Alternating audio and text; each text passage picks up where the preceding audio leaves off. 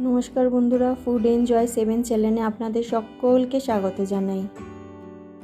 বন্ধুরা, নিম পাতা খাওয়া আমরা অনেকেই পছন্দ করি, আবার কিন্তু অনেকেই পছন্দ করি না। নিম পাতা তেতো হলেও আমাদের শরীরের জন্য কিন্তু খুবই উপকারী।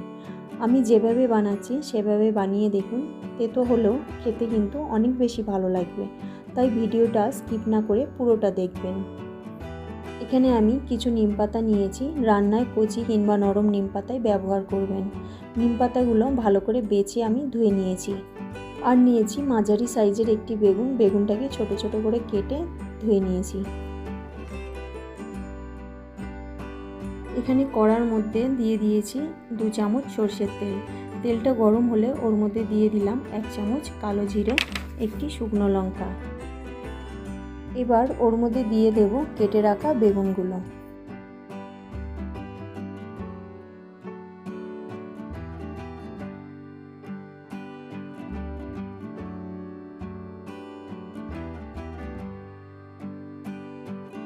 বেগুনটা দিয়ে একটু নাড়াচাড়া করে নিয়ে দিয়ে দেবো স্বাদ মতো নুন।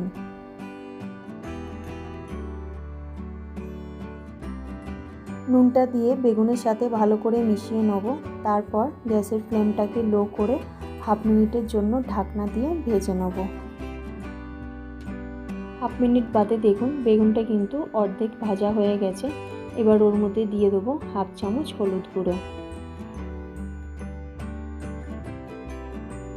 হলুদ গুঁড়ো দিয়ে নেড়ে চেড়ে আরও হাফ মিনিট মতন লো ফ্লেমে ঢাকনা দিয়ে বেগুনটাকে ভেজে নেব।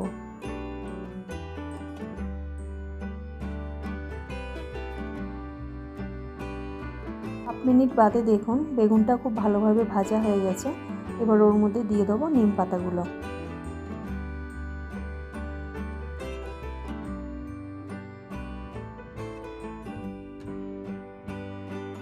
নিম পাতাগুলো আমি গোটাই দিয়েছি, আপনারা চাইলে কুচিয়েও দিতে পারেন।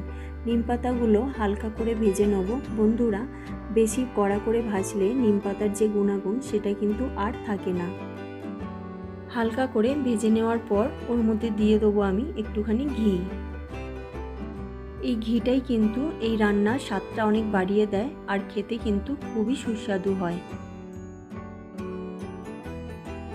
এভাবে একবার নিম বেগুন ভাজা বানিয়ে দেখবেন, আশা করছি ভালো লাগবে। যদি ভালো লাগে তাহলে ভিডিওতে একটা লাইক আর কমেন্ট করে আমাকে অবশ্যই জানাবেন আর বন্ধুদের সাথে শেয়ার করবেন।